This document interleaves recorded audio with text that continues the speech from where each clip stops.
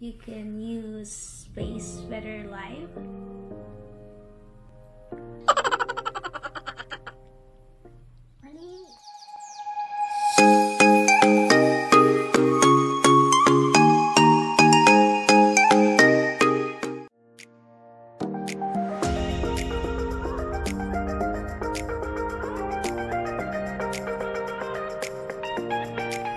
Hi, it's me again, Nikki of 629. Today I'm going to share with you how I prepared for my first successful aurora chasing with just 7 tips. Are you ready? Gosh, you are. It's aurora season, so let's go. First, you're going to check the aurora forecast, much like you're checking the weather. So, I use spaceweatherlive.com. So, see if the KP index is like 4 to 6, that's an ideal time to catch the aurora. Alright?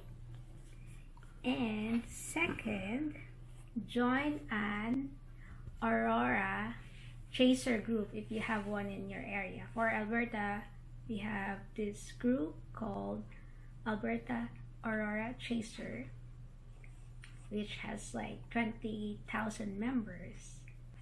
So while you're chasing in the area that you've chosen, you can check on the posts of other people whether the aurora is there already or the pictures they have taken in certain places. Okay, and then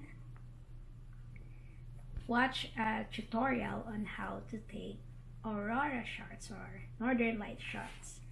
So before we went, I checked Chris Attrell's video tutorial on how to shot the northern lights using an SLR, and then from there I just based the important ones on how to set the mobile phone, like the smartphone. So basically it's the shutter, the aperture, and the ISO. So you just play it with your smartphone. Later on I'll show you how. And bring warm clothes, so like a sweater depending on the season. So if it's like fall, you don't really need much. Make sure you have your toque, sweater, your gloves, socks, shoes, and bring snacks while you're waiting. So prepare your gear. Make sure that you charge your batteries, the things that you're going to use, your camera, SLR, or just your smartphone.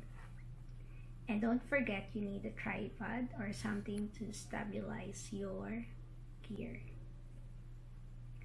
Okay, and then find an ideal location beforehand so you know where you're going and whether you need a foreground like bales of hay or a pond or just like a crossroad or something.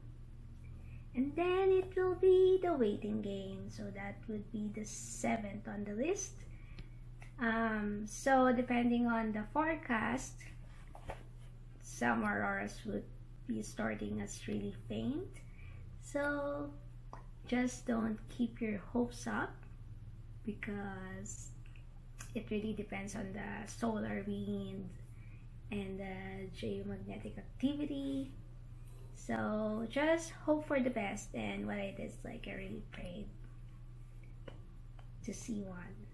Okay, so there are 2 ways to set up your smartphone to capture the northern lights. So let's try with the first one. So let's go to your camera and then scroll it to more here, and then find the Pro. Okay, so it's important to change the ISO. Yeah, make sure it's not an auto, set up to like 3200 or 1600. Shutter speed, let's try put it on the highest. So this is 8 for the highest, and then change this autofocus to manual.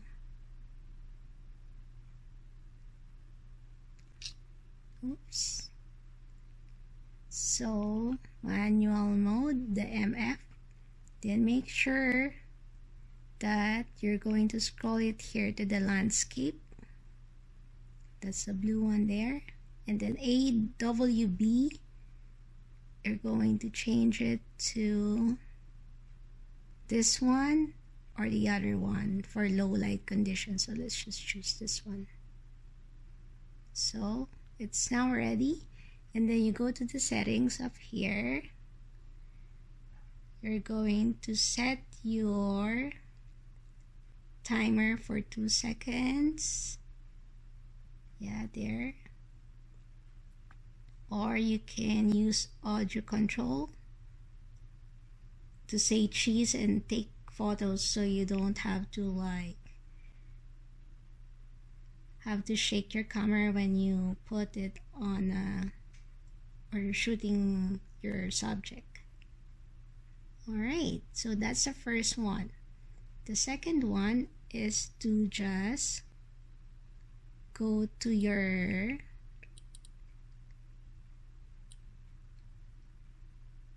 night mode. So the night mode, you just have to adjust 2 things. This one, shutter, again, you put it in either the maximum or you can do 20. And then your ISO, make sure it's on like 1600 or so. So that's the 2 ways to set up your mobile smartphone to capturing northern lights. Okay, try the shooting this glow in the dark bracelet under the pro settings for your northern lights.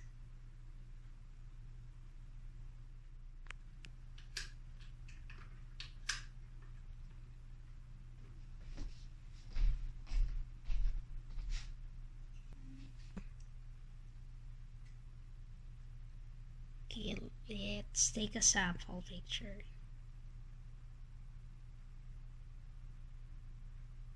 So this one's reading.